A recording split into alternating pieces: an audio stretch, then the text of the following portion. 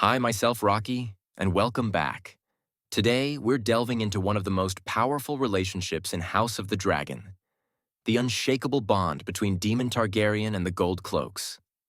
Daemon Targaryen didn't just lead the Gold Cloaks, he transformed them.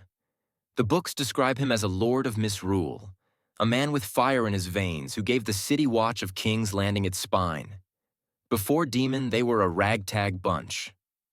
After Daemon, they were the fiercest force in the city, and they followed him because he wasn't just their commander. He was their prince. Daemon was a warrior born. His boldness and cunning were legendary. He earned their loyalty not with words, but with blood. In the books, George R. Martin doesn't hold back on describing Daemon's grip on the Gold Cloaks. He made the streets of King's Landing run red. And it wasn't just brutality. It was respect. The men saw in Daemon what no other leader offered: strength, power, and a sense of purpose. They weren't just guarding the city, they were ruling it in his name. Daemon was a master manipulator. He knew men's hearts, how to twist them to his will, as the books remind us. He didn't just command fear, he commanded respect. This is where the bond between Daemon and the Gold Cloaks becomes unbreakable. It wasn't just about leadership. It was about devotion.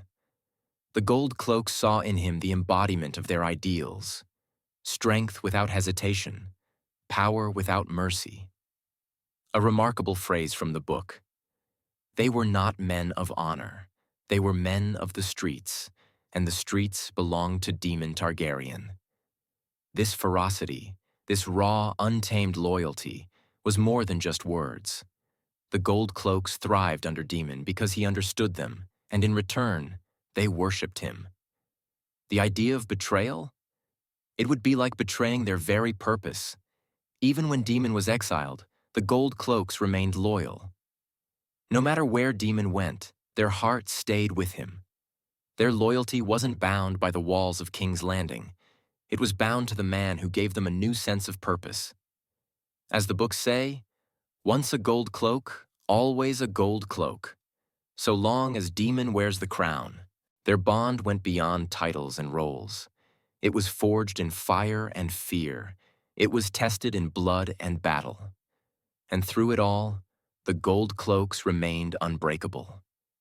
So, could the Gold Cloaks ever betray Daemon Targaryen? Number their loyalty was bought with blood and fire, sealed with brotherhood, and maintained by the iron will of the most dangerous man in Westeros. Daemon wasn't just their leader, he was their king, their dragon. And dragons don't get betrayed. If you're fascinated by the untold stories of Westeros, don't forget to like, subscribe, and leave a comment below. Stay tuned for more deep dives into the world of ice and fire. See you next time.